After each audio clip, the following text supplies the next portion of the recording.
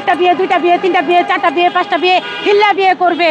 দেখেছেন না মাদ্রাসার ভিতরে হিল্লা বিয়ে করেছে, মসজিদের ভিতরে হিল্লা বিয়ে করে মসজিদের ভিতরে এই সহবাস করেছে। মসজিদের মতো জায়গায় কখনো সহবাস হয় ভাই? হিল্লা বিয়ের প্রচলন ইসলামের কোথায় আছে বলেন?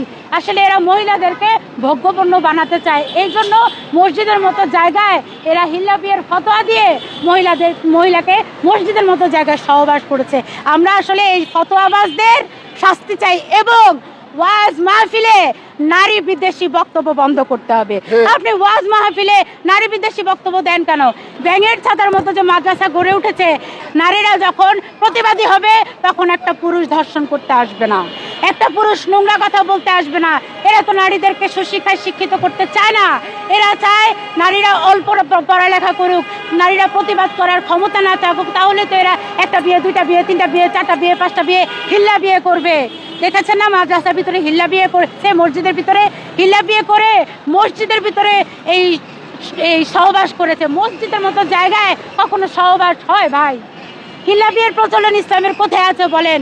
আসলে এরা মহিলাদেরকে ভোগ্যপণ্য বানাতে চায়, এই জন্য মসজিদের মতো জায়গায় এরা হিল্লা বিয়ের ফতোয়া দিয়ে মহিলাকে মসজিদের মতো জায়গায় সহবাস করেছে।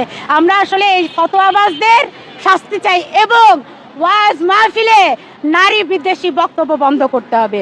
আপনি ওয়াজ মাহফিলে নারী বিদ্বেষী বক্তব্য দেন কেন? একটু কথা বলার পরে আমাদের নবীজির মায়ের শারীরিক অবকাঠামোর মধ্যে এরা চলে যায়, একটু কথা বলার পরে লাফ দিয়ে মহিলাদের মধ্যে চলে যায়। ওয়াজে কি বক্তব্য দিতে হবে সেটা ধর্ম মন্ত্রণালয়ে মনিটর করবে এবং ওয়াজ মাহফিল গুলাতে যদি আপনারা বক্তাকে কোনো টাকা না দেন তাহলে ওয়াজিনদের এসব উদ্ভট বক্তব্য কমে যাবে।